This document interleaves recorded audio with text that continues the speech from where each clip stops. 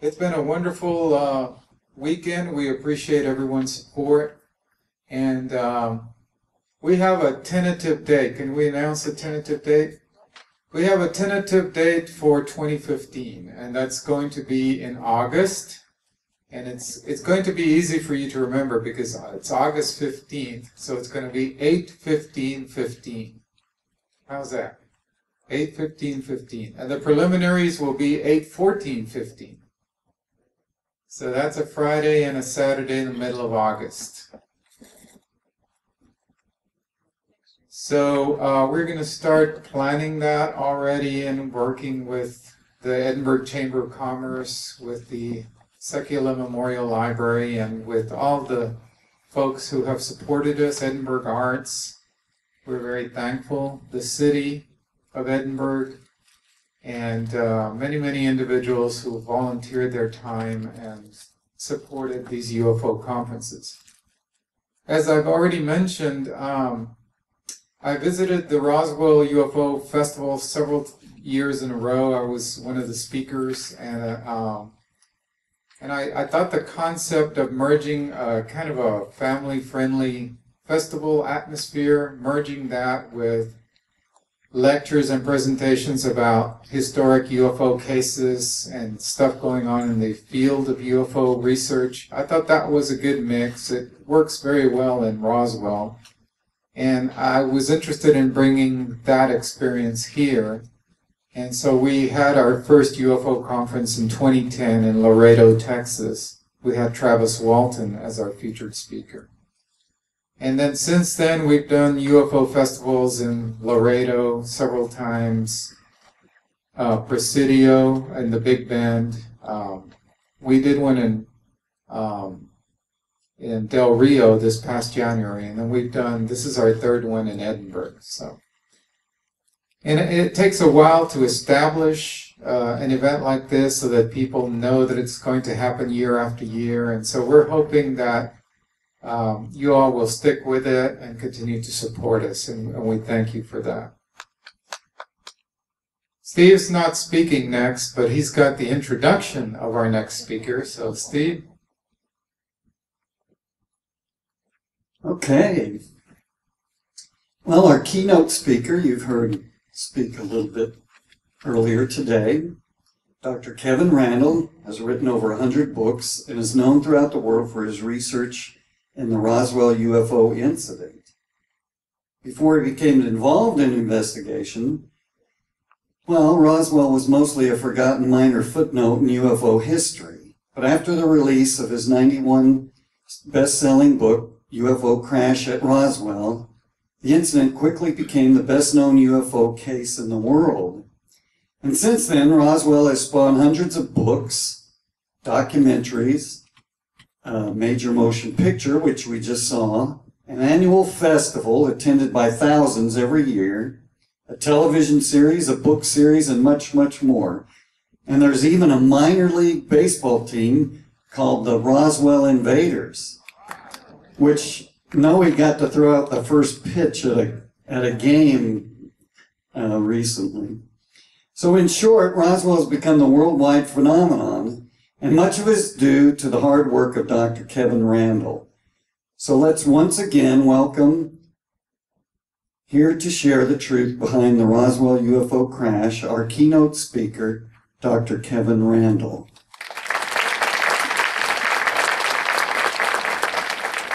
Hold it, huh?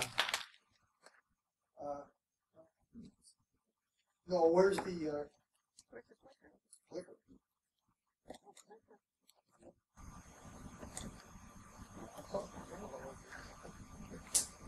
Well, we have a glitch. Oh no, it's unglitched.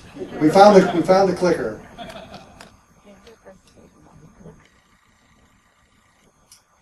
Well, as you all probably know by now, on July 8, 1947, the 8th Air Force, the 509th Bomb Group stationed in Roswell, New Mexico, announced they had captured a flying saucer in the Roswell region. This was headlines around the world for about 3 hours.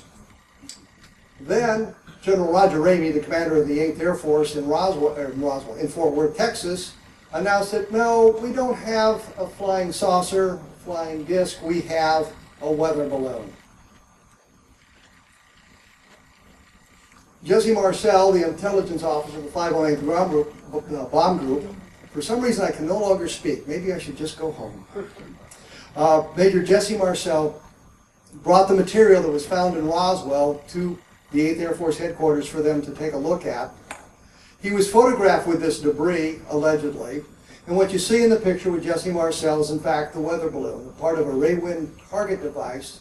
This was used because it would present a flat surface, almost from any side you could see it on the way it was designed, so the radar would have a better surface to reflect from.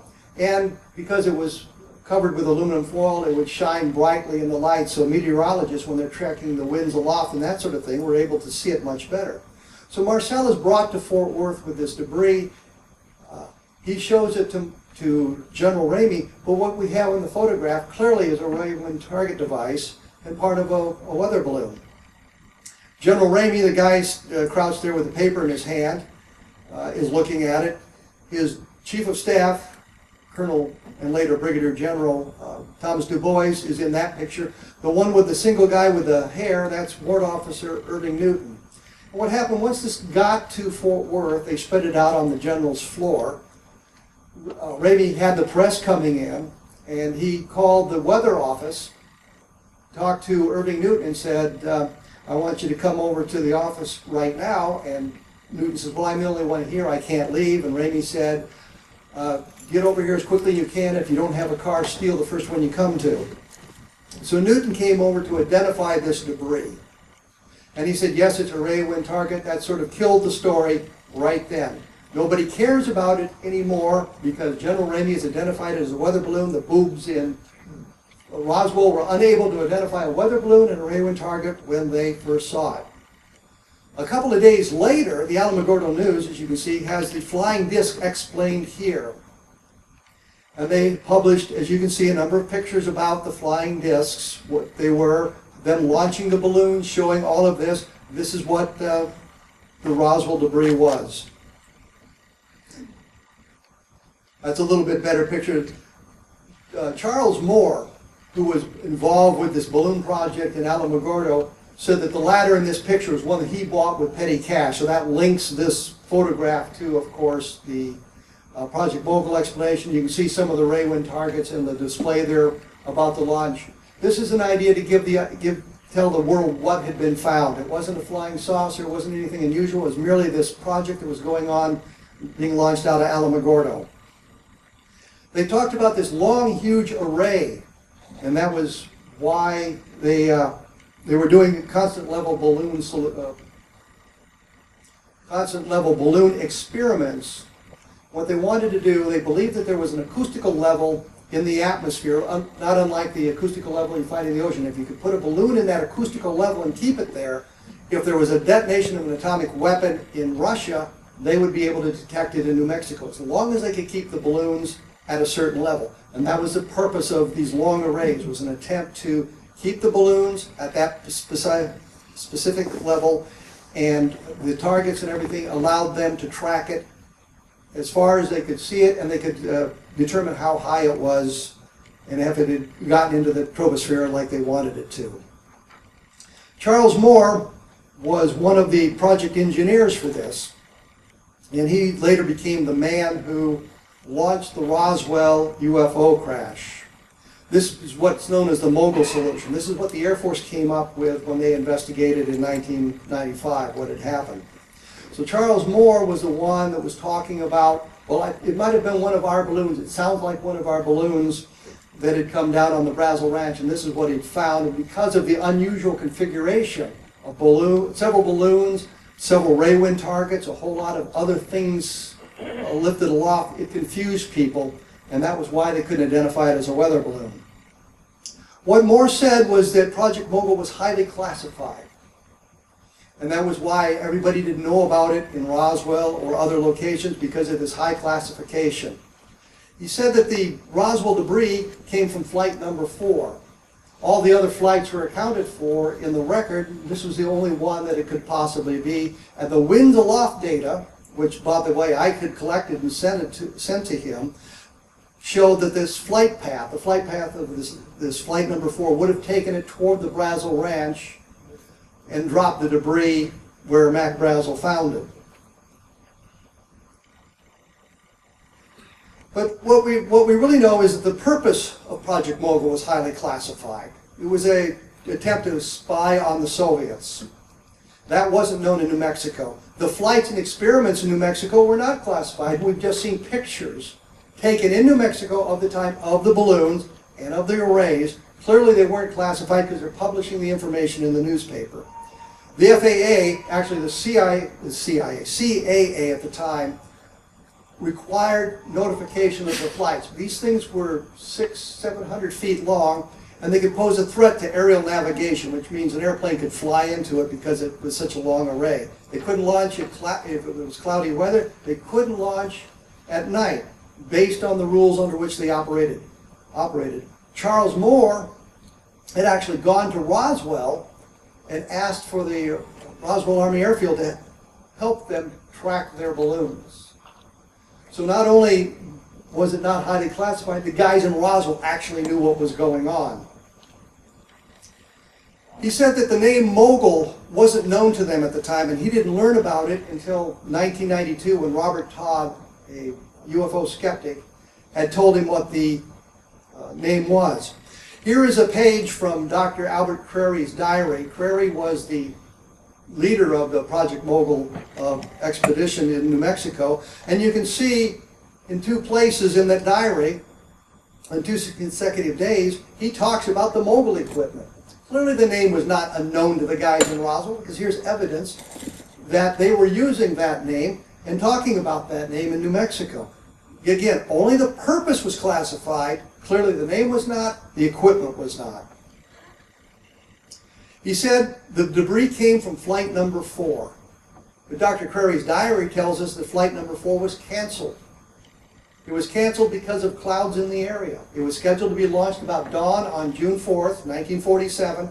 There were clouds. The diary says it was canceled. There are no official records of this flight. Every other flight that was documented has an official record in a number of books published by the New York University.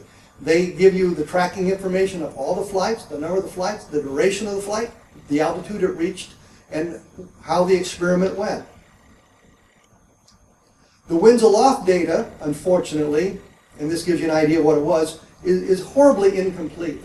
All these points on here are reporting stations, but not every reporting station reported every time that they were supposed to. So the winds aloft data was incomplete, and it only goes up to 20,000 feet. So if the balloons were above 20,000 feet, the winds aloft data didn't do you much good.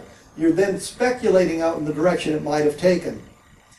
Moore also said, kind of left me out of this, saying that I had nothing to do with the winds aloft data and he didn't get it from me. Here's a letter from Charles Moore to me asking for additional maps. I just point this out because Moore made a big deal of how, well, I didn't help in the investigation, I didn't do that much for it, and he could have gotten all the information himself. Well, yeah, he could have, but he didn't. I supplied it to him. So what we realized there is that flight number 4 was canceled. Yes, there was what they called a service flight, or a cluster of balloons launched later in the day. The cluster of balloons held a sonobuoy, which is a microphone, but it was not the long array. It was not an official Mogul flight. The problem with the Air Force explanation, and the reason I go into the detail about this, is there was no flight number 4. It was canceled. So when the skeptics say, yes, we know what Roswell was, it was this Project Mogul that was highly classified, we now know A, it was not highly classified. We know that the flight was canceled. It couldn't have left the debris on the Brazel Ranch. This doesn't mean it was extraterrestrial. It means simply that that specific solution doesn't work, and every other solution that's been offered about what happened at Roswell has not been proven. It wasn't an experimental aircraft. It wasn't an aircraft accident. It wasn't anything at all that they can explain. So we're left with no explanation whatsoever, which helps of course, our case. In the late 1980s, the Center for UFO Studies discovered that there was a lot more research to be done on the Roswell UFO crash, that a lot of witnesses had not been interviewed, a lot of information hadn't been found, and they were going to conduct their own investigation. So Don Schmidt, the bearded gentleman here, and I went on down to Roswell in 1989. And we always thought it was kind of funny. We stopped at this rest area, and we thought, you know, this is how much rest are you going to get when it says watch for rattlesnakes? This is on the road between Albuquerque and Roswell, and we just stopped because we love that sign. So what we know is in early July 6, 1947, a fellow named Mac Brazel, who was a sheep rancher, a cattle rancher, and that's always kind of bothered me. They had sheep and cattle on the same ranch. I thought the sheep ranchers and the cattle ranchers always fought with one another. But anyhow, this ranch had both. He was out looking at one of the fields to see if there had been the rain that had come the night before had fallen on this specific pasture. He was looking to move the sheep over there for grazing purposes, and he came to this long area of metallic debris, and he didn't know what it was. He was more annoyed about who was going to clean it up than anything else, and talked to his neighbors about it, and they suggested maybe you ought to go down into Roswell and see what happened there. Mac Brazel was what I guess we would call an old-time cowboy. That was how his son described him. He was the kind of guy, very quiet, wouldn't talk much. If somebody asked him not to do something, he wouldn't say a thing. If he knew who stole a calf, he wouldn't tell anything about it. He was a very quiet man, kept to himself, very trustworthy man, but what was described as an old-time cowboy by his son Bill. We interviewed Bill Jr. in 1989 in Carrizosa, New Mexico, and what we wanted to do, I mean, Brazel had been interviewed before, but we wanted to verify the information. Was what we had read in other sources still legitimate? Was this exactly what he said, or had it been massaged in some fashion? So we met with Bill Brazel at the Outpost Cafe, sat there and tape recorded the conversation so we would have it. And the one thing he says, well, my dad found this thing. And then he's talked about how he'd found some little bits and pieces in the pasture in the days that followed after he'd gotten down to the ranch. And that his dad had told him, well, that looks like some of the contraption I found. So we can kind of link the debris that Bill Brazel found to the debris that Mac Brazel found based on the testimony of those guys. And Bill Brazel said that he was in Albuquerque looking at the newspaper, and he saw a story about his dad being down in Roswell, and he said to his wife Shirley, well, Dad needs some assistance, I need to go down to the ranch. And when he got down there, his father wasn't there. His father was still in Roswell. So we talked to Brazel quite a bit about this, and he'd said later on that he told his wife if he liked us, he'd help us out, and if he didn't like us, well, that would be the end of it. So a couple of weeks later, we're back in New Mexico wanting to talk about this, and Bill Brazel's going to take us out to the debris field. So here's a picture of Bill Brazel actually standing on the debris field. So when people say to you, or to me, well, you may not have been to the right place when you were out there investigating the Roswell case, I say, here's a picture of Bill Brazel on the place, and he said, here's where I found this stuff. I think that's pretty good evidence that we were on the right site. And that's, of course, Don Schmidt standing with Bill Brazel. So it's 8 o'clock in the morning. We're going to go out and take a look at this thing, and Bill Brazel says, you boys want a beer? And I'm thinking, 8 o'clock in the morning, the one thing I really want is a beer. And Don, of course, is a teetotaler, so he wouldn't have a beer. And I'm thinking, the guy's taking us out there, he's driving us out there, somebody ought to have a beer with him. So I drank one of the warm beers on the way out to the... I'm not even sure I finished it, but Bill Brazel was having a good time with his warm beer. So we were out on the debris field. He was saying, here's what I saw, here's what I found, here's where I picked up the pieces. And he said down through this area along here, this was this big gouge, and it was kind of narrow at one end, winded out, and then of course narrowed at the other end. And he said it looked like something had hit, skidded, and then bounced back up in the air, and it trailed the debris behind it. So we're pretty sure we knew where it was, and we're pretty sure we knew what happened based on the testimony of the guy who was actually there at the time. In, I think 1991, maybe in the early 1990s, CUFOS organized an archaeological site survey. And what this means is we went out to this area where the debris field was, and then you get an idea of what the whole thing looks like. And we dug a number of test holes using shaker boxes and everything to see if we could find any debris, just kind of surveying the whole area. I think we dug some 200 holes. We're digging up animal burrows because we're told that pack rats and things like that, they take shiny objects and they take them down to the burrows, so we might have been able to find something like that. We're looking in the root systems of the plants that looked like they might have been old enough to be there at the time. But it's more of a site survey than an actual official archaeological dig. Now what's interesting is you can see the little red spots on there are flags, archaeological flags, and we marked the spots where we thought the gouge had been.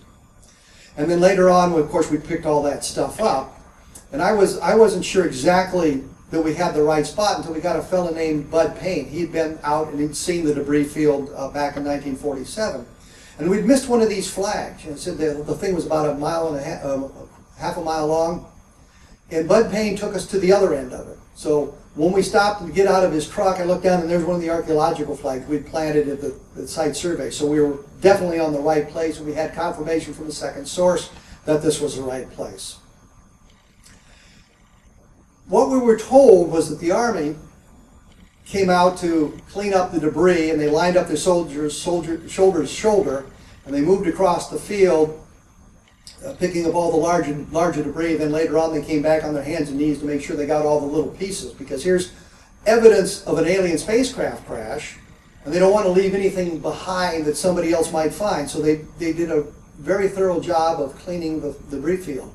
This, for those of you who saw the movie just moments ago, is a scene from the film, but it illustrates the way the military was going through and cleaning up the debris field and picking everything up.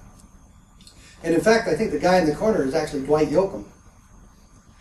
Walter Haut was the public information officer of the 509th Bomb Group back in July of 1947. And Haut's story was, and he was never quite sure whether he went to Colonel Blanchard's office, Blanchard being the commanding officer, or he got a phone call from Colonel Blanchard saying that they had found this thing and he wanted a press release. And then again, Walter said he wasn't sure whether Blanchard dictated the details to him over the phone and he wrote it down, or he dictated the press release precisely to it. But Walter Haut's the guy that wrote the press release that went in the newspapers in 1947 that alerted everybody that something had been found in the Roswell area, something unusual. So you have a picture of Walter Haut sitting in his house talking on the telephone, a picture of Walter Haut as a lieutenant with the 509th Bomb Group, and then the picture down in the corner is Walter Haut being interviewed on the set of the Roswell movie. And they had done a companion piece for the Roswell movie, which was a little 13-minute documentary where they interviewed some of the people who were involved in the research, some of the people who were involved with the 509th Bomb Group back in 1947, and get an idea of what they had to say and what they said about the movie. So there was the Roswell movie, and then there was this companion piece that only aired on Showtime, and I think it was like 13 minutes long. Now, Walter Haut said for the longest time that all he ever saw, or his role in this, was just to write the press release. He didn't see anything, he didn't know anything more about it, he had just written the press release. A fellow named Richard Harris was an assistant finance officer in Roswell in 1947. You can see a picture of Harris in his lieutenant's uniform, proving that he was in Roswell in July of 1947 because it's a picture from the yearbook they produced, so we could document that he was there. And Richard Harris, as he was when I met him in the mid-1990s. Harris tells me that he didn't see the bodies, but he came awfully close. He was in a hangar with Walter Haut, and Haut was kind of telling him what was going on. He says, they're just beyond that door. You go ahead, take a look. And he said, Harris said, well, I put my hand on the door, but I didn't turn the handle. I didn't want to go inside. I didn't want to see this. I'm thinking, Walter Haut tells me, go in and take a look at the alien bodies. I'm like teleporting through the door. Harris didn't want to do that. He was busy with the finances and all of that sort of thing. But what is important about Harris's story, he's telling me this in 1995, that Walter Haut was involved with the bodies. But Walter Haut was saying, no, I didn't see the bodies, I had nothing to do with it. Later on, Haut produced an affidavit to be released upon his death, where he talks about he had seen the bodies. He'd been involved in that thing. What's interesting, Harris told me that some 8 years before we had a clue that Walter Haut was that deeply involved. So it kind of corroborates what Walter Haut was saying in the affidavit about what he had seen and what he had done. Harris talked to me about how they had gone to great lengths to bury all the paper about the Roswell case. Now in the military, when you do something, it has to be paid for. So if you go out on a training mission, there has to be funds for you to do that training, and it has to be documented. Now if you're moving alien bodies from Roswell, New Mexico to Wright-Patterson Air Force Base, the last thing you want to do is write down in the records, yes, this was a flight to move these alien bodies. But if you're doing a cross-country flight for training purposes of your flight crews, your navigators, you say we've got the guys going from Roswell, New Mexico to Wright-Patterson Air Force Base on a training flight. You don't have to tell them that also in the airplane was all this debris from Roswell and the bodies of the victims of the crash. You've got it now documented properly for government inspectors. It was a training flight. You just don't mention the real purpose, which was to move this material from one location to another. So Harris provided some of that information for us in the mid-1990s. Colonel Blanchard was the commanding officer of the 509th Bomb Group. You can see him as a general officer. So in 1947, he was a colonel, in 06 in military parlance. Here is him as a 4-star general. So clearly, being involved in this great boondoggle in 1947, where his guys couldn't identify a weather balloon when they saw it, didn't affect his military career. He would have been the chief of staff of the Air Force had he not died prematurely of a heart attack at the Pentagon. So Colonel Blanchard was the leader of the 509th Bomb Group in 1947. Colonel Blanchard had a staff of officers, an adjutant, an intelligence officer, an operations officer, a whole staff of officers who supported him in his function as the commander of the 509th Bomb Group. And here's a picture of them as it appeared in the atomic blast. That was the base newspaper. Remember, the 509th Bomb Group are the guys that dropped the atomic weapons on Hiroshima and Nagasaki to end the Second World War. So this is, their newspaper was called the Atomic Blast.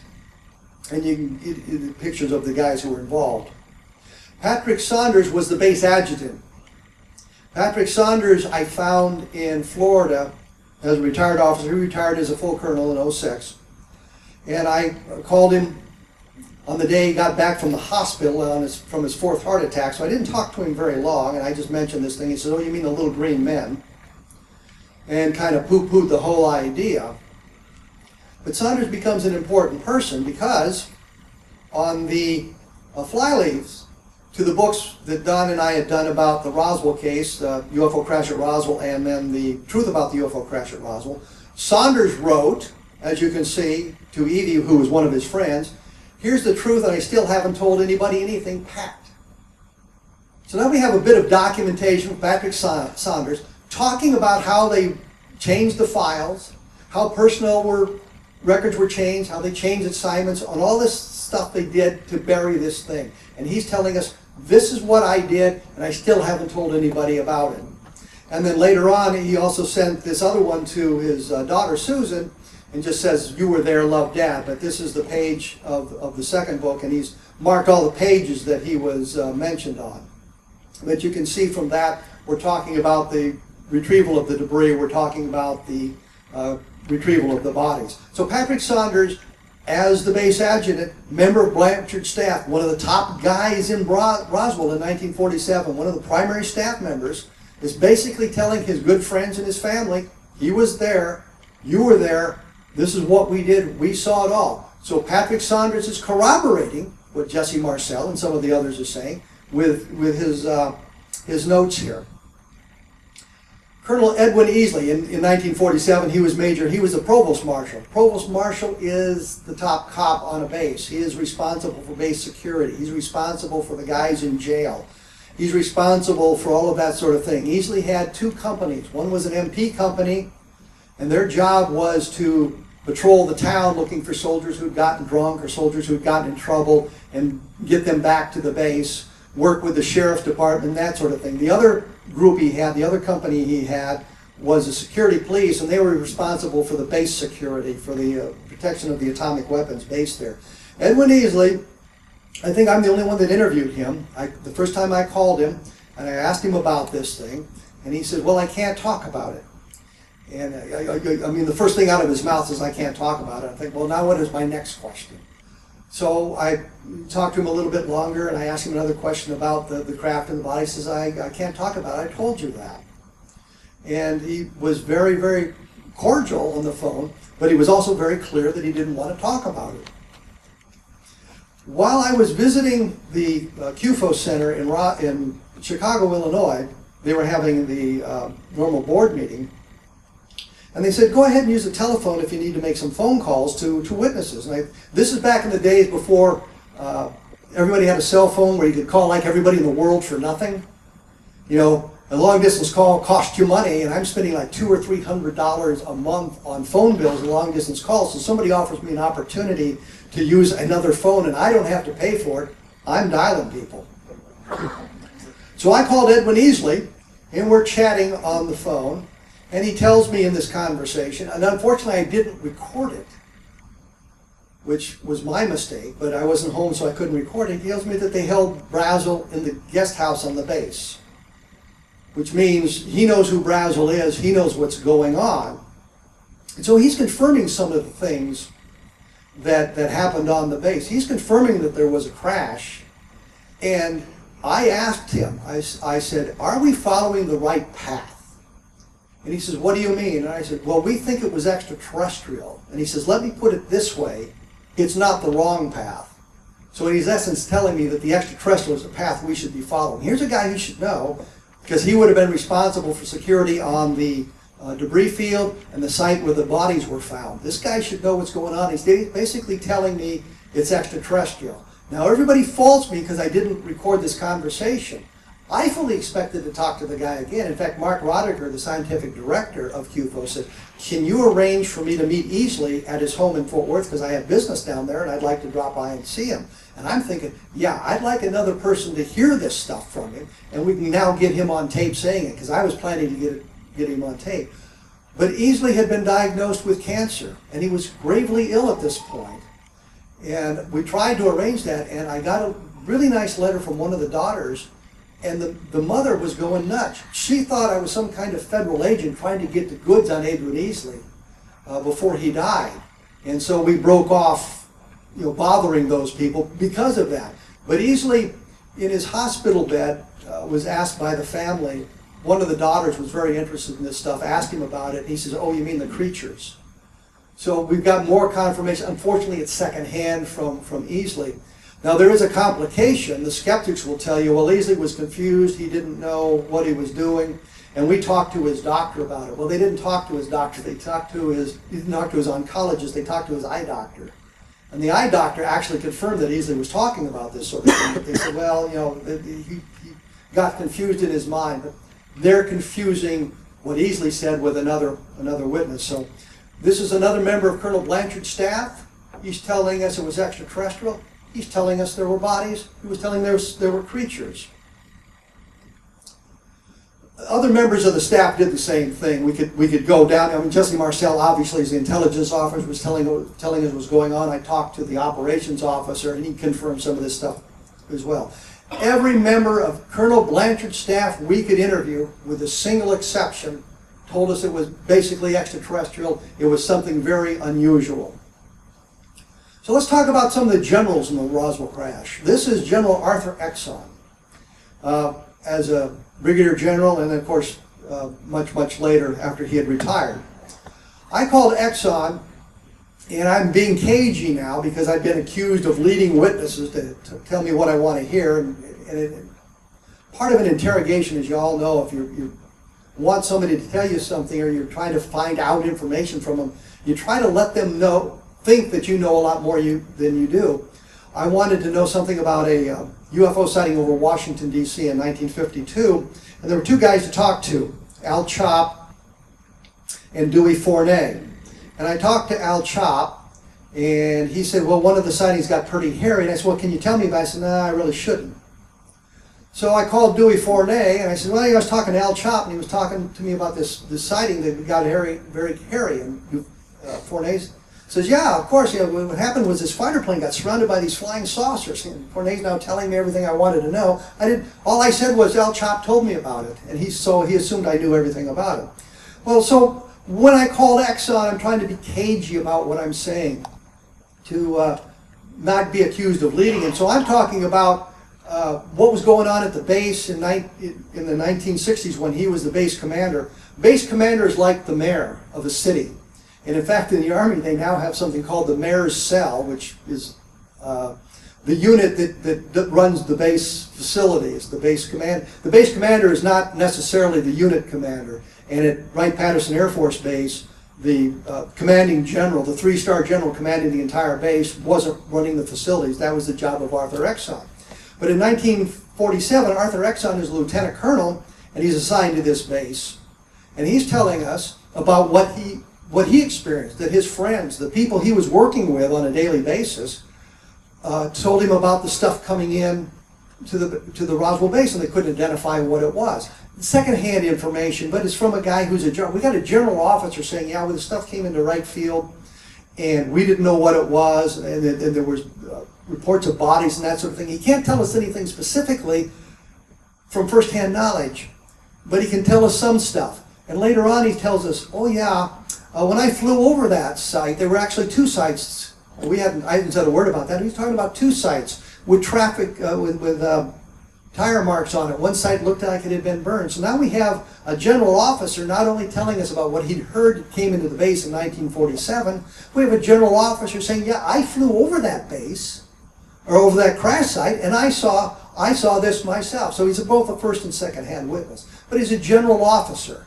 And those of you who've been in the military understand how important that is, that we have a general saying, yeah, the Roswell crash was real, the debris was unidentifiable, we don't know what it was. Here's a general telling us that. He was there in 1947, and he would have been in a position to at least hear something about that if they had any sort of explanation. I mentioned earlier the one picture with Ramey in it and his Chief of Staff, Colonel Dubose. Well, he retired as General Dubose. And he was interviewed by Don Schmidt in 1991. Stan Friedman was there. And the reason I can say, well, I was sort of there because they were using my video equipment to record the interview. So we have a videotape of this interview. And they used hypnotic regression on Dubose to try to draw some more information out of him, which I really wish they hadn't done. But they talked to him first, got everything they could from him, and then they put him under the hypnotic regression. So it really hasn't contaminated the testimony that much. Or you could allegedly hasn't contaminated it. But so Dubose is telling us that on the Sunday in July of 1947, he was in charge of the base because Ramey was off doing something else. Ramey was taking a day off. General can take a day off if he wants. And they got a call about the stuff coming in from Roswell. And he said that they'd flown it on a B-25 from Roswell, and they had it in a sealed container. They transferred it from the B-25 that came from Roswell into an aircraft at the 8th Air Force. And then it was flown on to Washington, D.C. so that the commander of SAC, which was based in Washington, D.C. at the time, could see it. The Secretary of the Army could see it, and it could move its way up the chain of command that way. So he talked about being involved in moving some of the debris from Roswell to Fort Worth onto Washington, D.C. And the other thing that is important to remember is they were using the airplanes to transfer this stuff around. An aviation unit tends to use aircraft like the rest of us would use a car.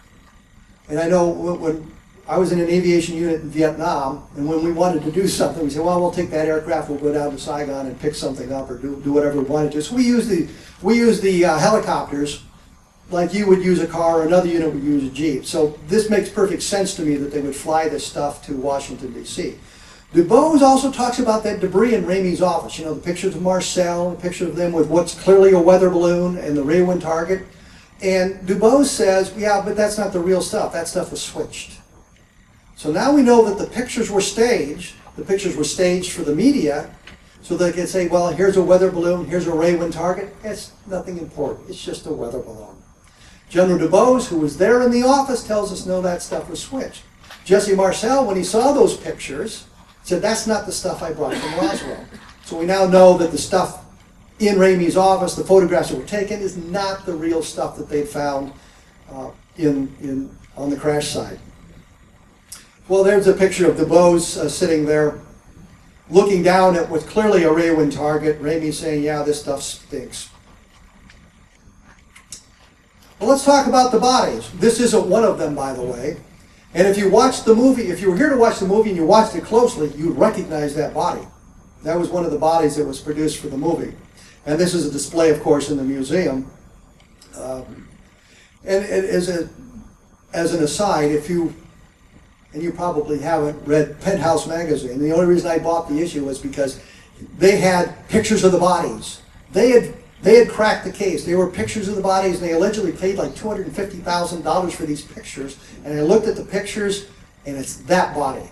Somebody had taken a picture in the Roswell Museum and duped Bob Guccione out of $250,000 for this stuff.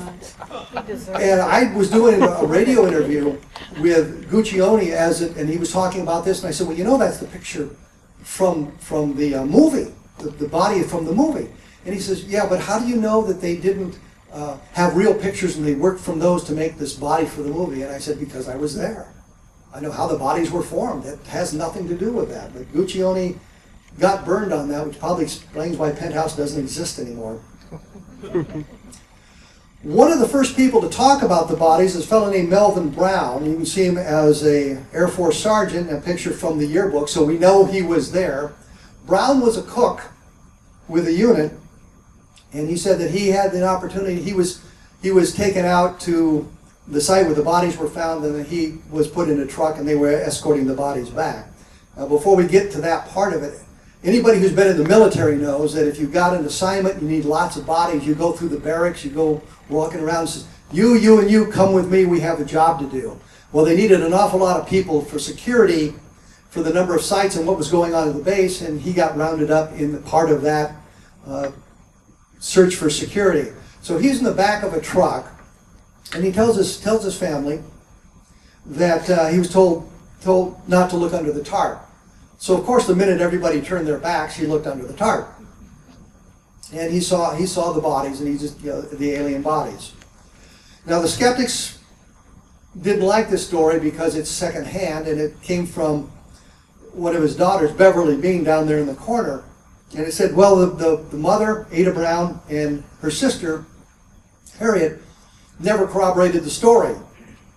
These are shots from a videotape made with Beverly Brown, the mother, and the daughter. And on this tape, each of them confirms the other story. So when they say, well, the family didn't back up Beverly Bean on the story, untrue. They certainly did. Harriet said there were 2 bodies. Her sister said there were 3. Who cares? Point was there were alien bodies. The mother didn't want to talk about it much because it kind of frightened her, but she confirmed that her husband talked about this periodically. I think Beverly Bean said that during the moon landings in 1969, she was watching it with her father, and her father said something about there being aliens out there, extraterrestrial creatures out there. So we know that Brown was involved in this in some fashion. Unfortunately, the testimony is all secondhand, which means it comes from the family members. Brown had died before we got involved in the investigation, so we had to rely on what they had to say and what they remembered their father saying. And it would be really unimportant. It's kind of like Jesse Marcel. If he was standalone, he was the only guy that said, yeah, I found pieces of flying saucers. You'd say, yeah, Jesse Marcel, you're crazy. And it's the same thing here, you know, well, it's secondhand testimony, yeah, it's not that great. But the point is, you know, here's somebody, these people lived in England. Brown, for some reason, when he retired, well, I guess he married an English woman, and so he immigrated to England. So they're in Great Britain, they're not aware of what's going on in Roswell and telling this story. I think Beverly Bean first told it to Timothy Good in his book that came out in the late 1980s. Sergeant Thomas Gonzalez walked into the other museum. At one time there were two museums in Roswell that dealt with this. Gonzalez walked into the other museum run by John Price, and Don Eckert, who was the research director of UFO Magazine for a long time, happened to be there. And Gonzalez tells his story of seeing the alien bodies, and it's bothered him, and he said that he got transferred off the base quickly after this happened. And the rumor was a lot of people were transferred off the base, and if you take a look at the morning report, you take a look at the figures, it doesn't look that way. It looks like the change in the number of personnel assigned to the base isn't very great, but then when you get deeper into the numbers, you realize one guy's transferred out, another guy's transferred in, so the numbers match, but the guys who were involved in this recovery operation, they're now scattered all over the world, and Gonzalez was one of those who got transferred off soon after this. But what he did was he spent a lot of time carving what he thought of as the creatures. These were carvings that he made of the creatures. This photo is courtesy of Don Eckert, by the way. And I had the story that Eckert told, and he wrote it up in UFO Magazine, but having learned my lesson finally, that you need to verify everything that other people write about, I called Gonzalez, and all I really wanted from him was to find out whether or not he told this story to Eckert and if the story was basically true. His son got the idea I was conducting some kind of interrogation of his father, and he was really annoyed about it. But I found out what I wanted to know was, yes, the story that that Eckert reported was exactly what Gonzalez said, that he was involved in the retrieval operation, and he had an opportunity to see the bodies, which bothered him immensely, and that he was transferred off the base rapidly after these events took place. This nice lady saw in the Roswell Museum, she's pointing at a picture of her father, and she's telling that in the late 1980s, as her father was sick, he finally told her that he was involved in it, and he'd actually seen the body. He told her brother earlier that he had seen the bodies, but he hadn't told her. So she was in the Roswell Museum, and she was pointing the picture of her father, and I happened to be there, overheard her, and I said, well, let me talk to you about that. So she just talked about how he was about to go in for an operation, and was talking about how he had been at the base, and he had seen the bodies, and he had been involved in the research there. And a picture of him, other people who were involved in seeing what the bodies looked like. Well, let's talk a minute about the debunkers, because we always have to do that. That's Philip Klass holding his chin up, and the late Philip Klass, the late Carl Flock, both who became Roswell debunkers. And I'm absolutely convinced that the reason Carl Flock became a debunker is when he got to the table, all the positions for those of us who think it was extraterrestrial was already taken. The only way he could gain any kind of notoriety was by saying, no, it never happened. So he became a devil's advocate because that was the only position left to him. Philip Klass believed there's no such thing as alien visitation. Ergo, anybody who says anything otherwise must be a liar. He approached it from the idea, well, if you're telling me you saw bodies, if you're telling me there was a craft, if you're telling me you saw a UFO, you must be a liar, because these things simply do not exist. So Carl Flock wrote the book Roswell, The Will to Believe, Inconvenient Facts, and he thought he had debunked an awful lot of what we had to say. And what I found extremely hilarious about this, on one of the pages, we talked about a guy named Piles. He was a corporal at the time, Corporal Piles, and he had seen an object in the sky falling. And we'd given it the date of July 4th, 1947, because at that time the information we had suggested the date of the crash was actually July 4th. Point is, it was really the first week in July. Carl Flock comes in and he's interviewing Piles, and Piles says, well, I don't know when it was. It was sometime in 1947. I can't be sure. That's what he says in one paragraph. 3 paragraphs down, Piles is saying to him, yeah, I didn't think much of it until I saw the story in the paper a couple of days later. Well, Piles has just identified the week when this took place, and the debunkers don't seem to put those 2 paragraphs together. I mean, they were separated by another one, so it's probably hard for them to retain the information from one paragraph to the next. But clearly, the Piles was verifying the date as early July 1947, and he had seen the object in the sky. One of the things the debunkers had said to us, well, you don't have any witnesses that saw something in the sky. Well, there's somebody who saw something in the sky. We had others as well, but that was the one that Carl Flock kind of attacked that stuck out in my mind. We had interviewed a woman named Frankie Rowe, a really nice lady from Roswell. She was living in Portales at the time, but has since moved back to Roswell.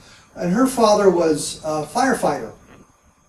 And she told us, again a secondhand story, that her father had come home and told us about seeing the craft and seeing the bodies. He'd gone out there, the firefighters had gone out there on this run. Carl Flock says, well, the fire department wasn't involved. And he knew this because he'd interviewed 3 former firefighters, and they said, no, we didn't go out there, we were not involved in this sort of thing. He talked to a former city councilman who said no, but the city councilman had been a city councilman in 1952, and he wasn't aware what was going on in 1947. And I'd actually talked to people at the fire department, and they said, well, of course we went out to fight the fire. What are we supposed to do, let it burn? So, you know, Flock is marshaling his evidence against this. And so he says the Frankie Rowe tale is untrue, based on these facts. The fat guy on the end there, that's Dan Dwyer, her father. So we now know that he was a firefighter in the Roswell Fire Department, because there's a picture of him in his firefighting uniform. He was a lieutenant in the fire department in 1947. As for the idea that the fire department didn't make runs outside the city limits, if you can read this, you can see that they actually did. It says location, and it's outside the city limits. Well, there's proof that they ran in June of 1947. They'd have fought a fire outside the city limits. So that kind of refuted that argument. And there's Frankie Rowe, who was telling us all this. Well, we learned by reading the footnotes in Carl's book that he talked to a firefighter named J.D. Smith. And it was Smith, Smith was one of the 3 that he said that, no, the fire department didn't go out there. So I'm talking to Smith on the telephone, and this guy's probably like 107 years old at the time. Well, not really. But he's telling me the story that Carl Flock had basically published. Well, we didn't make the run out there, we didn't go out there, the fire department wasn't involved. And I said to him, well, did you know Dan Dwyer? He said, oh yeah, Dan went out there. And I said, what? So he said that a colonel had come by, and it's always a colonel. It's never a captain, never a major, it's always a colonel. And they didn't have that many colonels at the base in Roswell at the time, but he said a colonel had come by and said they didn't need to go out to the crash site because their firefighters were taking care of it. Not a big deal, we got it handled, you guys can stay here. So Smith is now telling us that A, Dwyer had gone out there, and B, the fire department didn't go out there. And then he finally tells me, yeah, Dan went out there in his private car to take a look around. So he's now just confirmed this thing, and I'm thinking, why didn't Carl Flock know this? Did he not ask the question that I had asked, which was, did you know Dan Dwyer? He'd gotten the information he'd wanted and didn't ask the follow-up question. And you see this an awful lot in research. You don't ask the next question. The next logical question, you need to ask that. And that's what I had done. I'd asked the next logical question, which was, did you know Dan Dwyer? Yeah, he went out there. So what Smith has done is confirm Frankie Rowe's testimony. Their father had gone out there. He'd gone out in his private car, not gone out as part of the fire department. He said that he saw 2 bodies. He saw one that was alive. It's not the first time we'd heard that. But he said one was alive and it was kind of walking around in a dazed state, and they finally took it back to the base. So there were, according to Dwyer, there were at least 2 bodies and one that had survived the crash. Now the skeptics will get hung up on the number of bodies. They say, well, was it 3 bodies? Was there 4 bodies? Was there 5 bodies? And I'm thinking, you know, it may be all a matter of perspective. Some guy may have only seen 3. Some guy may have seen 4. Butch Blanchard, the commander, Colonel Blanchard, told one of his very good friends, a highly respected scientist, there had been 4 bodies. The guy's name was Chester Lytle. Was involved in inventing the hydrofoil. Apparently helped put together the trigger for the atomic bombs dropped in 1947 or 1945. So he had top secret clearances, well-respected man, very intelligent man. They were in Alaska together. Blanchard was assigned to the base there. I'm not sure what Lytle was doing there. But Lytle got a call that his wife was in labor and he needed to get to Chicago, so Blanchard arranged for him to fly on an Air Force airplane. And during that trip, they talked about this, and Blanchard told him there had been 4 bodies recovered. So that confirms some of the other story, and I've kind of slid off here. But Smith now confirms Rose's testimony that her father was deeply involved. Bessie Brazel, the daughter of Mac, said she was at the ranch in 1947, that she accompanied Mac into Roswell when he came in that day to talk to the sheriff about the debris. And she said that her father had not returned to Roswell at any time after that. Well, we can document that he had because the newspapers got a picture of him in Roswell, and they've got an interview with him conducted in the offices of the Roswell Daily Record. She said that they filled up the debris in 4 burlap bags and threw it underneath the porch. I don't know what the hell she's talking about. The documentation doesn't support her story, but of course the skeptics latch onto it because it confirms what they want to believe, nothing happened. Bill Brazel, her brother, who was living in Albuquerque at the time, says he was alone at the ranch and that the family lived in Tularosa because the ranch was so remote, didn't have electricity, didn't have running water. So they were living in Tularosa while he was on the ranch working. There's no evidence that she accompanied her father into town. She said that while he was at the sheriff's office, they were playing in a park, and then when he went back to the ranch, nobody ever followed them back. Well, we know that Jesse Marcel and Sheridan Cavett followed Mac back to the ranch, so that sort of disproves her story. The newspapers, like I said, had interviews conducted with Mac Brazel, so we know where he was, and that kind of disproved what she said. And the evidence that we've talked to Bill Brazel, Jesse Marcel, some of the other people who were involved in cleaning up the debris, said the debris was scattered over basically acres, and there's no way that you're going to put that in 4 burlap bags and hide it under the porch. She said her father hadn't gone back to Roswell and stayed overnight. He was gone for somewhere between 6 and 8 days based on the timing of events, and we're not sure of the exact timing, but it was 6 to 8 days. She said if her father disappeared for that long, her mother would have raised holy hell. But her mother was in Tularosa, so it really didn't matter at the time. We also had the Roswell debunkers. This Captain Lorenzo Kimball said that he was assigned to the base hospital in 1947, and there was no talk of bodies, there was nothing like that going on. And he said he talked to Lieutenant Colonel Harold Warney, who was the commander of the hospital, and this Jack Comstock. So he produced a big thing that he put up on the internet that no, it was untrue, they didn't have the bodies come into the base at Roswell. They spent their days playing hearts and lounging around the base swimming pool, which it sounds like a great life if you can get it. But the problem was, in 1947, the base hospital wasn't a single structure. And again, those of you who have been in the military, especially we old-timers, remember that the hospitals was normally scattered over a number of buildings that were connected by walkways or something like that. In 1947, that was the situation in Roswell. The base hospital was in a series of buildings, and our good friend Lorenzo Kimball was a supply officer. He wasn't a doctor. He was assigned to get medical supplies. His office was at the far end of the base hospital. If there's other stuff going on, he wouldn't have known it. Warney, who he said was the hospital commander at the time, was not. He's got the names wrong. So that story kind of breaks apart when you take a look at it. He's in the wrong place. He's not a doctor. He's not going to know what's going on because you're not going to talk to the supply officer about this classified material going on in your hospital.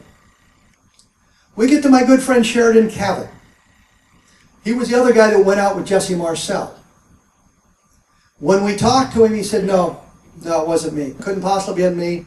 I wasn't even signed to the base in July of 1947. I didn't get there till later. We found documentation that suggested otherwise. And he said, well, yeah, I was assigned to the base. I just hadn't arrived yet. I was still on leave. Then Colonel Richard Weaver, who was appointed, I was going to say commissioned, but that would be the wrong word in this context, appointed by the Secretary of the Air Force to look into some of this, interviewed Cavett, had a letter saying you can talk about all this you want. So then Cavett says, yeah, I was there. I went out there with Mac Brazel. I went out there with Jesse Marcel. We got out to the site. I looked at it. And I said, this is a weather balloon. Well, to me, the next question would have been, Did you say to, hey Jess, this is a weather balloon, what are we doing out here? Why didn't you explain this to Marcel? But that question was never asked. He just said, well, it was a weather balloon, no big deal. We went back. Never bothered to tell Blanchard it was a weather balloon. We saw him, and I say we, Don Schmidt and I, visited him at his house several weeks after Weaver had been there interviewing him. And he wasn't going to tell us about that, except his wife says, tell him about that colonel that came to see you. Well, that was Richard Weaver, and so we could read the interview. So I said to Cabot, not knowing what I would read in this interview later on, when we look at the information, the guy that went with Marcel was described as a good West Texas boy, knew how to ride horses. So Brazel had saddled up a horse. Jesse Marcel didn't want to ride a horse, so he drove the Jeep carryall over to the debris field while Cabot and Brazel rode horses over there. And Cabot says, well, that sounds like me, but I wasn't there. Well, that was a blatant lie. I have him on tape saying, no, it wasn't me. But we also have the interview that Weaver conducted. Says, well, yeah, I was out there and it was a weather balloon. So, you know, what do you do with something like that? Clearly he's covering something up. So what we're talking about there is the story radically changed. He wasn't assigned until after the crash. He never picked up a balloon. I asked him specifically about that. He said, well, no, I never went out and picked up any balloons. He said there were no guards and no barriers that they had to pass through to get out to the crash site later on when he went out with Lewis Rickett. This is Master Sergeant Lewis Rickett. He was assigned to the same office as Cabot. Cabot was the officer in charge. Rickett was the NCO in charge. Rickett tells us that he'd gone out there with Easley and Cabot looking at the debris, and he crouched down and he picked up with his piece of flimsy looking debris and he puts it down on his knee and his elbow and he's trying to bend it, and Easley says, yeah, he's trying to do the thing that we couldn't do, you know, bend this piece of debris. And Rickett says, well, is it hot? Meaning, is it radioactive? And he said no. So Rickett's telling us the story about going out and seeing the debris, talking about this stuff coming in, talking about Cabot and Marcel getting in a fight over the report that Cabot supposedly had written. And Marcel says, well, I outrank you, I want to see the report. And Cabot says, you are not authorized to see it. Cabot was in a different chain of command. Cabot was CIC, Marcel, of course, was Air Intelligence. The facility, the CIC unit at Roswell was called a Class 2 facility, which means simply they were on that facility. They had to be supported by the base, but they were not in the base's chain of command. Their chain of command went up to Albuquerque. So technically they weren't under the command of Blanchard. Of course, if the colonel comes to me and says, you know, I want this information, I'm pretty well going to give it to him. So Rickett's story, who was there, is completely different from Cabot's story. Rickett's story actually matches Marcel's and all the other people's stories, and Cabot's does not.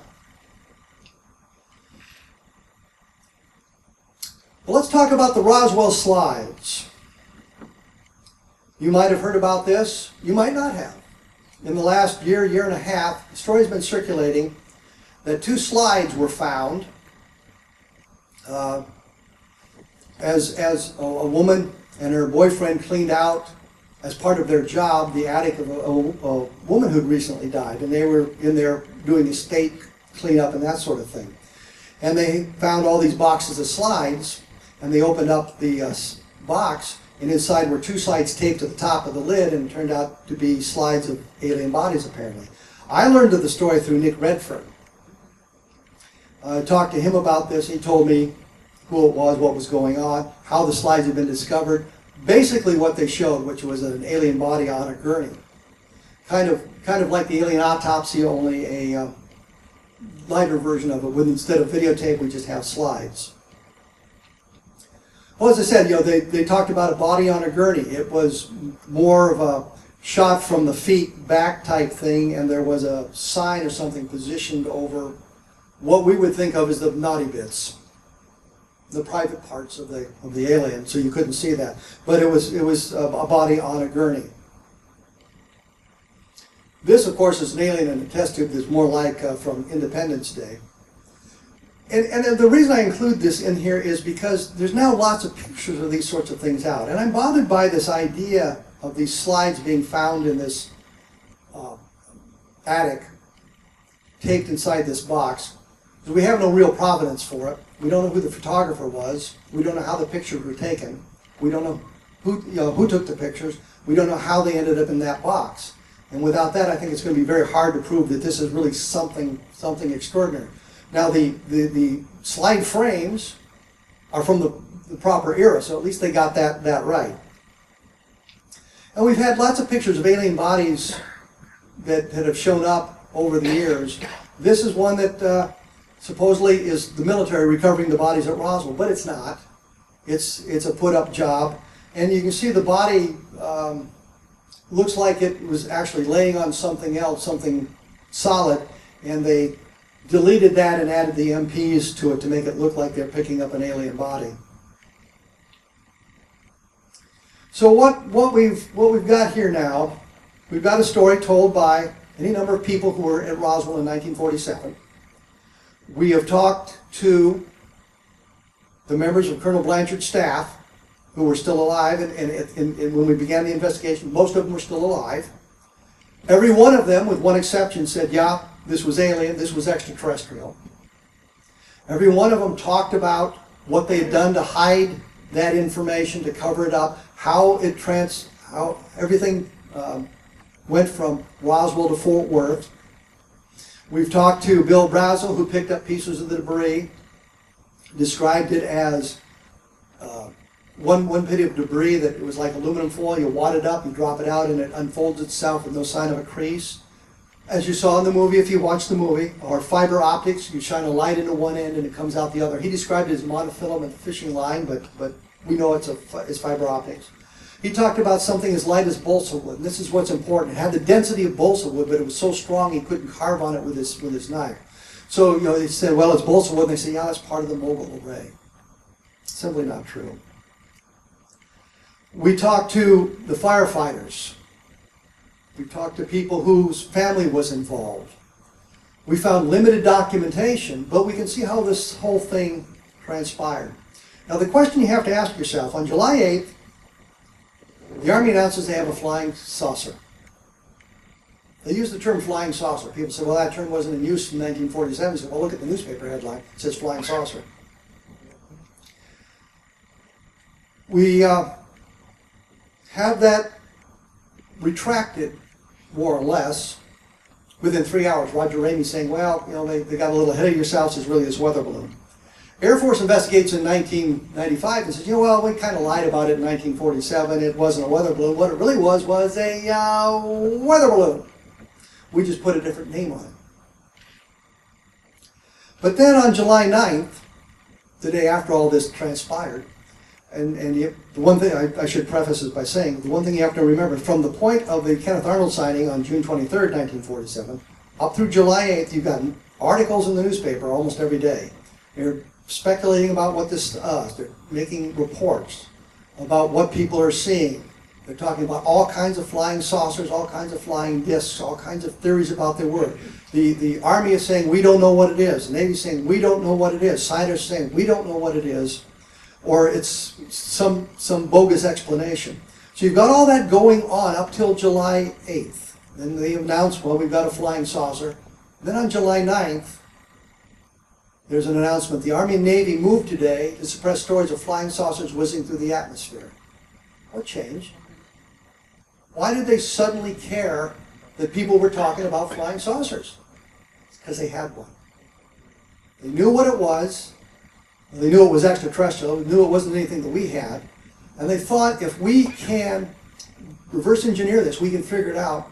We take a giant leap over our competitors in the world, which at that time would have been the Soviet Union, and we're in a much better position than we were. So you can see, indirectly, that's kind of evidence that something extraordinary fell at Roswell, and it wasn't a nonsensical Project Mogul balloon or anything else.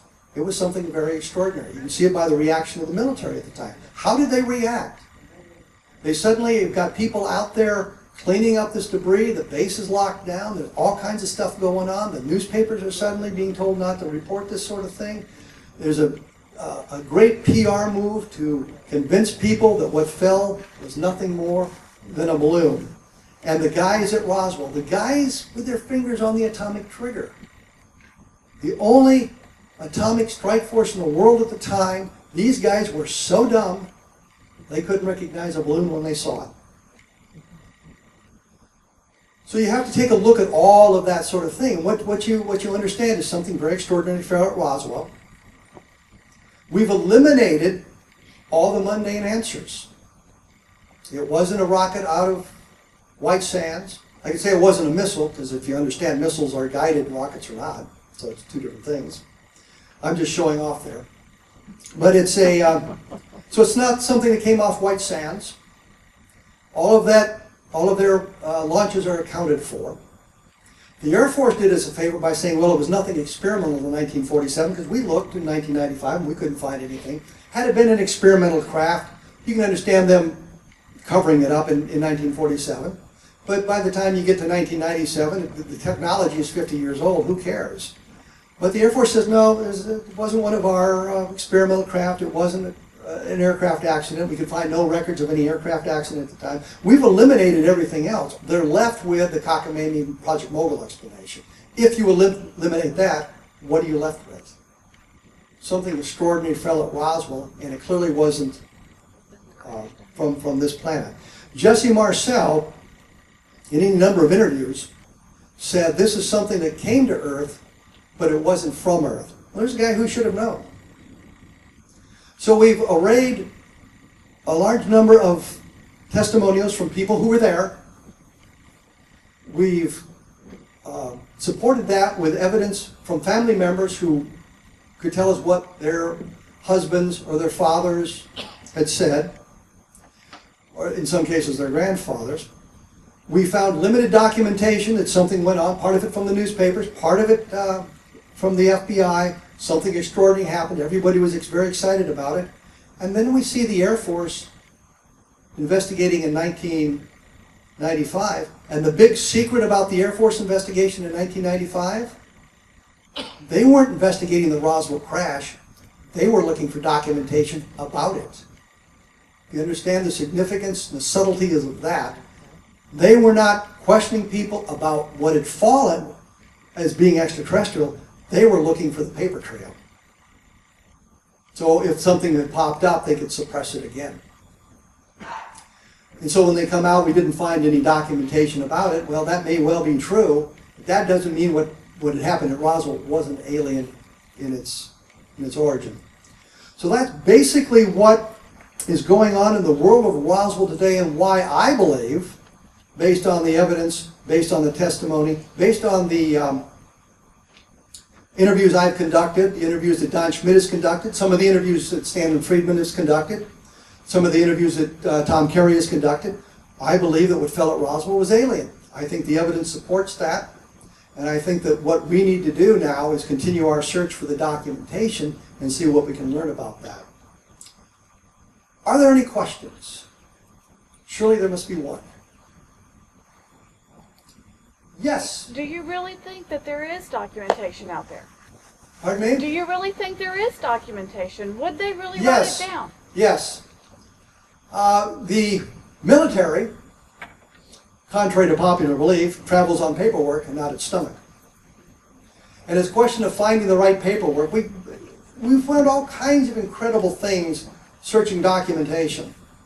You know, one of the things that surprised me about when I was working on the government UFO files was finding this thread that took the investigations of UFOs, although they had other names at the time, from the Foo Fighters to the ghost rockets, to the flying discs, to the idea that there was no such thing as alien crashes. And we can link all of that together based on the documentation. We can see where the government said, and this is a stunning surprise I know for most of you, the government said one thing and was really doing something else. One of the best examples is Project Sign, which was the first investigation of UFOs, the official investigation. They told the public that its real name was Project Saucer. Well, that was just the cover name. Then they announced in 1949, well, we've completed our investigation. We found no evidence that flying saucers are real. They pose no threat to national security. We've suppressed we've ended our investigation. That was a lie. All they did was change the code name and continue to march. Did the same thing with Project Grudge, which was a follow-on to Project Sign. They said, They produced a big, huge report of their investigation, said we've completed our investigation. There's no such thing as flying saucers. There's no threat to national security. We've stopped our investigation. They changed the name to Project Blue Book and continued to march. When we get to 1969, the Condon Committee comes out and says, excuse me, I'm going to cough, I believe. Condon Committee investigates for the Air Force, says, well, there's no threat to national security. The Air Force has done a good job. The Air Force ends their investigation. Project Blue Book ends. The follow-on was called Project Moondust. They continued to march. In 1985, the name Moondust became compromised. It was a classified name, classified project. Moondust became compromised when the FOIA requests were asked for the new name. The response was, the name is properly classified. We cannot release it to you. So they're in essence telling us, yeah, the project still exists. It's got a new name. We're just not going to tell you what it was. So yes, the documentation exists. Yes? If the truth about extraterrestrials seems, they believe, undermines major institutions of society, what do you think that suggests about the institutions of our society?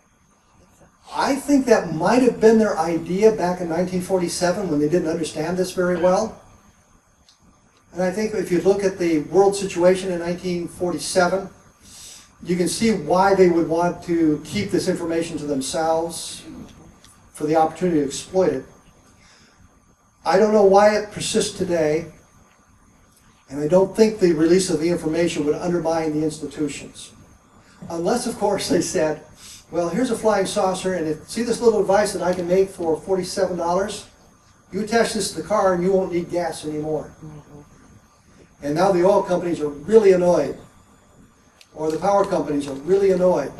There may be something like that, but I don't think we figured out the technologies yet. So I don't think that's something that is a major concern in today's environment. I know all of us, and it may be everybody around, is sophisticated enough not to be frightened by the idea of alien visitation. I mean, we've dealt with that concept for the last 50, 60 years.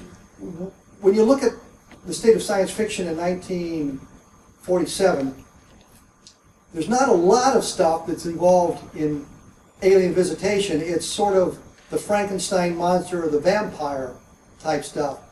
Buck Rogers, yeah, but it's really Earth-based technologies and that sort of thing. I think as we move forward, we see more of the idea of aliens in our society around us. Not necessarily in our society, but people are well aware of it. I don't think that presents much of a problem. So I don't understand why they're continuing to suppress it. I think, you know, we've speculated in all those arenas that that might be the reason, but I just don't think that really explains what's going on and why they won't release the information. I don't think it's going to be released until the aliens land and say, here we are, and they can't say, no, they're not. So there you go. Yes?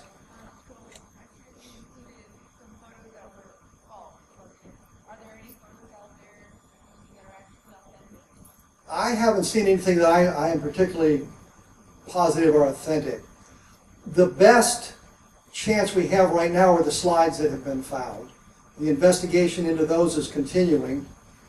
We know, for example, the man who owns the slides. We know the story of how they were supposedly taken. The problem is we cannot get the slides from that box in the attic to the scene where the slides were taken. We cannot make that connection. Without that connection, it's very problematic whether the slides will be of sufficient value to convince people. We need to have the name of the photographer, how he took the slides. And that's where we are at that point right now.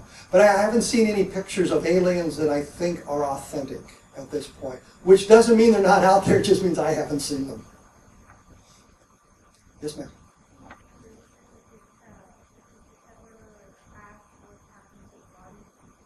Oh, absolutely. We always wanted to know what happened to the bodies. Arthur Exon, General Exon, told us that one of the bodies had gone to Lowry Air Force Base, or Lowry Army Airfield at the time, because the Army had a mortuary service there. And they were supposedly trying to learn the best way to preserve the bodies, because you get a extraterrestrial biological sample, the odds of you getting a second one aren't real great. So you want to preserve these as best you can. And so we learned that. We'd also heard that one of them had gone to MacDill, I think it's MacDill, where the Air Force had a aeromedical lab for some kind of research.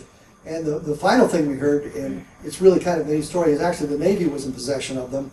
And they had them on some island in the Pacific that the Navy could guard very easily. And you're thinking about, well, you know, if it's at an Air Force base, a lot of people can get on there. But if it's an island in the middle of the Pacific, it's a lot harder to get there, especially if you don't know what you're looking for. So that's what we've heard about the bodies and where they've gone. But our guess would be, well, they're preserved in various states, and as our technology progressed, we would use that technology in an attempt to determine exactly how these creatures lived or anything else we can about them. For example, we knew nothing about DNA in 1947. Now everybody talks about DNA. Do aliens have DNA? This would be something they could explore, you know, or can they map the genome of the alien creatures? Something we can do now. We just don't know. Yes? Yes, you. Someone brought up earlier how Dr. Hynek was brought into Project Blue Book as kind of a debunker, but as the years went by and we looked at all these different cases, I guess we could say that he became somewhat of a believer towards the end of his career. What about the commander of Project Blue Book? Was his name Alvarez or something like this? Well, there's a lot of commanders. I'm sorry, but there was... Yes, First of all, Hynek was not brought in as a debunker. He was brought in as a consultant. But he took a debunker role.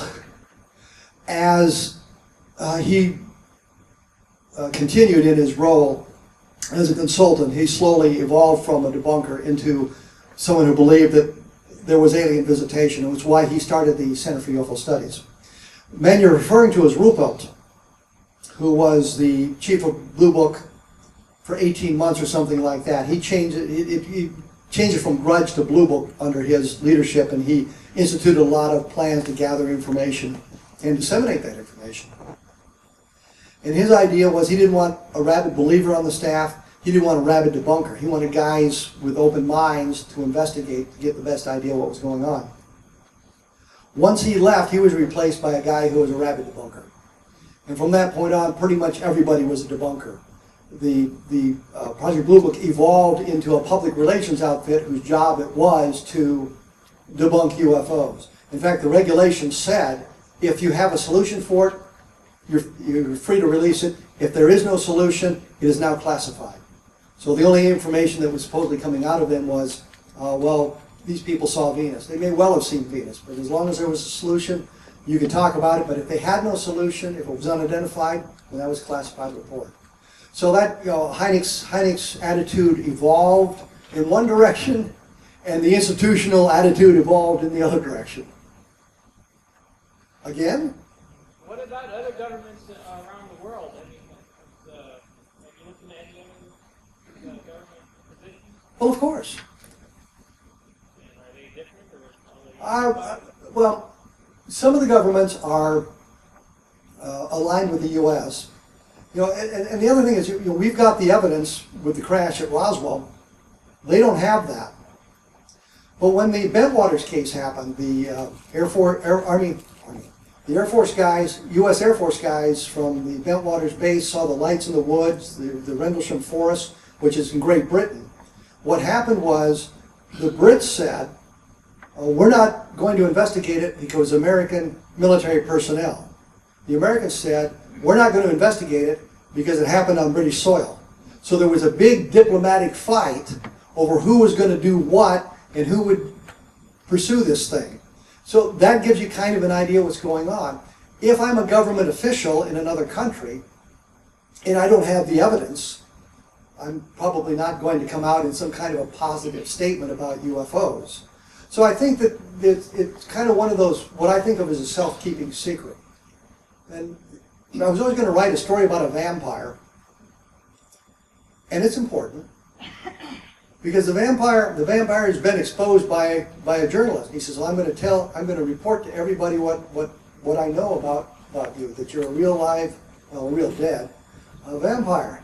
The vampire says, go ahead, nobody will believe you anyway. And that's kind of where we are in the UFOs. You know, tell me about your UFO sighting. I don't care, nobody's going to believe you anyway. And you can see it repeatedly, how it negatively impacts the lives and the occupations of people who report them. I was just looking at the Portage County chase, and if you all remember the beginning of Close Encounters where the police are chasing the lights across the landscape, well, that's based on a real case. And of the 3 police officers that were heavily involved in that, 2 of them within months were no longer in law enforcement, and the other guy was so traumatized with it, he was practically useless. So it's one of those sorts of things. Do you want to risk your career by talking about flying saucers, or would you much rather just keep it quiet to yourself? So it's kind of a self-keeping secret. And I think that kind of permeates the other governments. If the Australians had a case that proved it was alien, they may let it out. Back during the Cold War, if the Soviets had something crash on their land, or they had the evidence, they wouldn't have told us. The Chinese wouldn't tell us. So you've got to look at the governments, what their policies are, how free is the flow of information, and that sort of thing, to get an idea of where those sorts of things go. Anybody else? Oh, yes. Is there any technology that you can point at that you feel came from Roswell? Or developed from the technology? I haven't. The stuff that I've seen all suggests that there's a natural evolution of the technology in our society today, which means it didn't develop from Roswell. It was already in existence, or the precursors were in existence. The only thing I would say, that the thing that kind of strikes me, and I have not looked into the evolution of this at all, is the craft was more or less a composite. Like we think of today, the carbon composites and the things which are very, very strong and very lightweight. And I'm thinking that might be technology that developed out of that, or the idea may have come out of this, but I don't know for sure. That's only kind of a speculation on my part. Other technology, they talk to the transistor. Well, we can see the evolution of the transistor, and it really kind of existed prior to 1947. So I don't know of any technology that really came out of this that we figured out. And I've always said that the technology is probably so far advanced we don't understand it. And the best analogy I ever came up with is if you took a VCR, y'all know what a VCR is? Some of you youngsters may not know. The DVRs have gotten you, but take a VCR, a television, and a power back to Merlin the Magician. And you show him this black ribbon, and if you know the secrets, you can get pictures of sound off it. But to do that, you have to understand 2 things that are invisible: magnetism and electricity. And I think the technology may be that far advanced that there are things that we just don't understand, so that we cannot figure out this technology. That's my speculation on why we don't see any quantum leap in our technology. We just haven't figured out. And once we get to the point where we can figure some of it out, then we may see that. We can have one more question according to Noe Torres, and he's the boss. Yes, ma'am.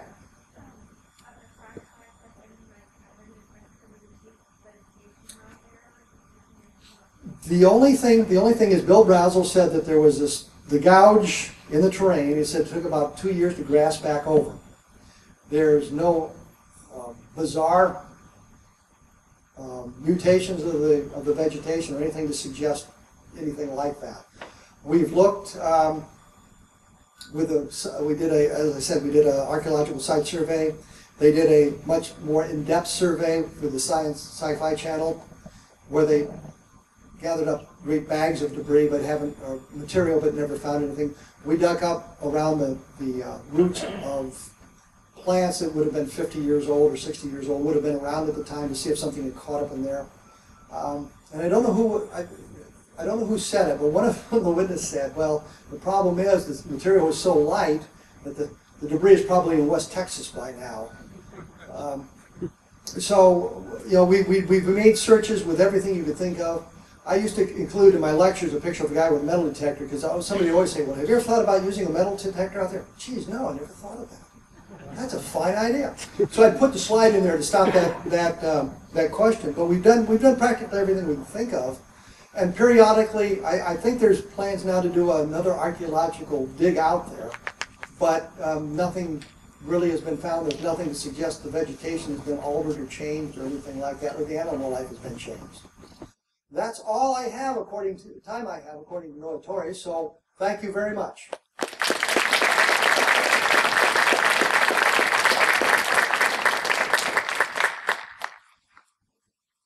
Let's give a big thanks to Dr. Kevin Randle coming all the way from Iowa. And it was downhill all the way, he said. Just a couple of announcements. I'm sure our out-of-town guests, like Dr. Randle, would prefer not to take back as many books to weigh them down on the flight back as they brought with them on the flight up. So if you'd like to look over their selection of books, who knows, they might even reduce the price since it's the end of the conference. We appreciate everybody who stuck with us from the beginning to the end. And if you didn't hear the announcement on next year's date, we're moving to August 15th. So it's 8/15/15. We're going to have some top-notch UFO speakers again next year. And if you can't wait until August, we have a conference coming up in Presidio, Texas, the lovely Big Bend. Presidio is home to the Big Bend State Park. Now, some of you may have been to the Big Bend National Park. Well, they've got the state version of it in Presidio, which is just down the road from the Big Bend.